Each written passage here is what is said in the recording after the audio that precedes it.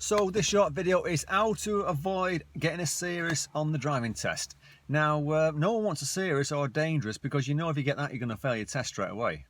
It's understanding what is a serious and what is a driver fault, a minor, and what is a dangerous fault. So if I try and explain this to you, and I'll try and do it as simple as I can, and I hope it helps you. If it does, give it the thumbs up, because the more thumbs up, the better things go, I think. This is the driver test sheet that you're going to get on your driving test. Now, the examiner's going to ask you to sign it at the top. And if you've never seen one, get your instructor to show you one, because I'm sure he's got one on him. And when you go down at the different categories, and next to them categories, there's a box for a driver fault, which is a minor fault. And then further across to the right hand side of it, just slightly to the right, will be a serious column, which is for a serious fault. And the next column to the right of that is a dangerous column. So it's S and a D, and they're the columns that you look for. And good examples of the difference between the two would be if you're about to move off on your driving test and you stall the car as you're moving off in the test centre, because people do at the beginning, nerves catches them out. It's going to be a driver fault. It's not going to be serious because you just lack a control of the clutch. You just not give it enough control and enough gas to move off possibly. So you're going to get a minor driver fault. And then 5 minutes into the test, you come to a junction and you stall again. So that's two minor faults. And then you get back to test centre and you've got two minor driver faults and plus a couple of others for different things.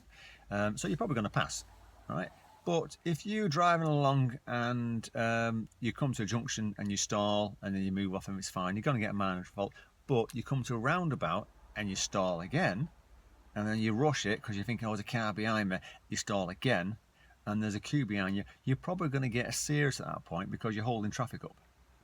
Okay, so you need to understand that your actions have consequences. And if we follow on from your actions have consequences and think about your mirrors, and this is a good example here, the examiner's going to actually go left and right at certain times on the driving test. If he says to you, take the next left turn, you go centre mirror and signal, you don't check your left mirror, and there's nothing there, you're going to get a minor fault for not checking your mirrors on change of direction. And if you look at that, you'll see it on the driving test report sheet. And if you repeat the same offence, you're going to get two minor faults on the driving test. Right? But if you're about to turn left, and this is a great example, you turn left and then ahead of you is a queue of traffic because it's a time of day where there's a queue for whatever reason, and you're moving along at 1 mile an hour, and the examiner says to you, take the next left turn please, or even take the next right turn. So we'll just stick with the left for the time being. Take the next left turn. So you check your centre mirror, you signal left, and you're about to turn, the examiner hits the brake, and you wonder what's going on. You look across your mirror and there's a bicyclist going past you on the left. And you think, God, I could have hurt him then. That's a dangerous at that point because you're about to turn onto a cyclist who's going past you. And I know a cyclist shouldn't go past you on the left, should go past you on the right hand side, but not everyone follows the rules. And this is what you've got to remember is you need to understand that if you're watching for these things, you're going to avoid them. But if you don't look for them, it's going to happen. So the examiner will step in rather than you hurt someone. Okay, so that'll be dangerous.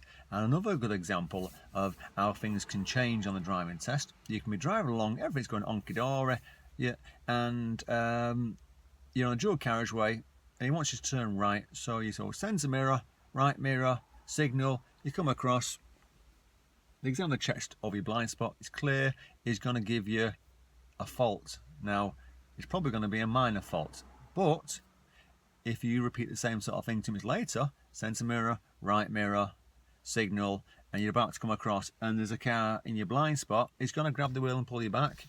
It's going to give you a dangerous fault. And if you go centre mirror, right mirror, signal, don't check your blind spot, and there's a car who's close but not right next to you, and you pull across him, it's going to give you a serious. So see how things can change, okay?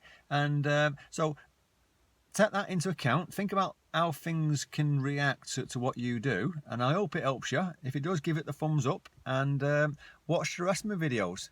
Take care, good luck on your driving lessons, and good luck on your driving test. Bye.